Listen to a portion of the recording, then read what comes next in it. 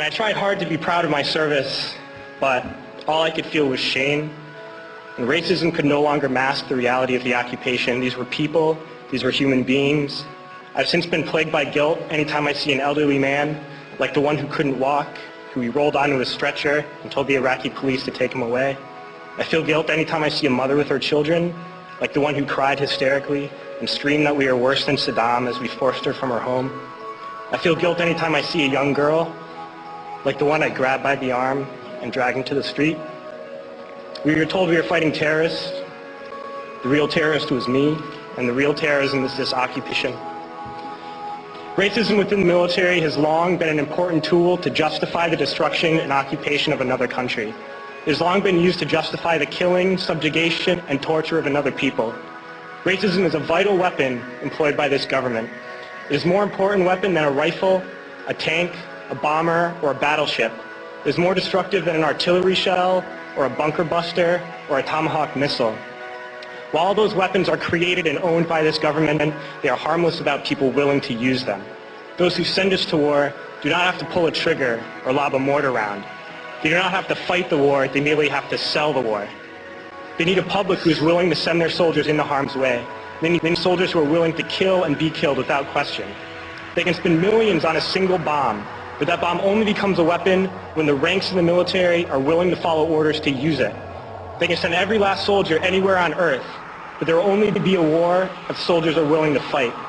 And the ruling class, the billionaires who profit from human suffering, care only about expanding their wealth, controlling the world economy, understand that their power lies only in their ability to convince us that war, oppression, and exploitation is in our interest.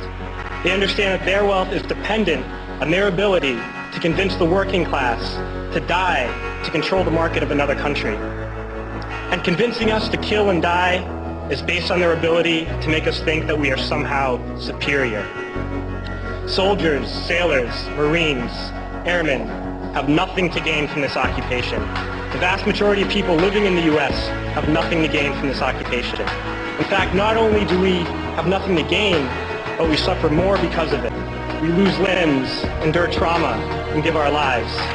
Our families have to watch flag-draped coffins lowered into the earth. Millions in this country without health care, jobs, or access to education must watch the government squander over $450 million a day on this occupation.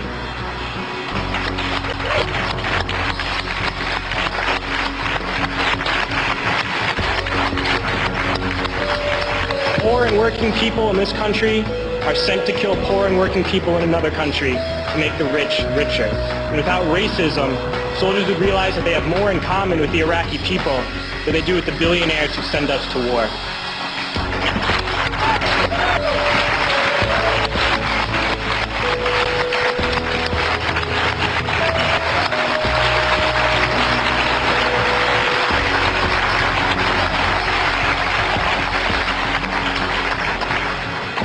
I threw families onto the street in Iraq, only to come home and find families thrown onto the street in this country, in this tragic and unnecessary foreclosure crisis. We need to wake up and realize that our real enemies are not in some distant land. They're not people whose names we don't know and cultures we don't understand. The enemy is people we know very well and people we can identify. The enemy is a system that wages war when it's profitable. The enemy is the CEOs who lay us off from our jobs when it's profitable. It's the insurance companies who deny us health care when it's profitable. It's the banks who take away our homes when it's profitable. Our enemy is not 5,000 miles away. They are right here at home. If we organize and fight with our sisters and brothers, we can stop this war, we can stop this government, and we can create a better world.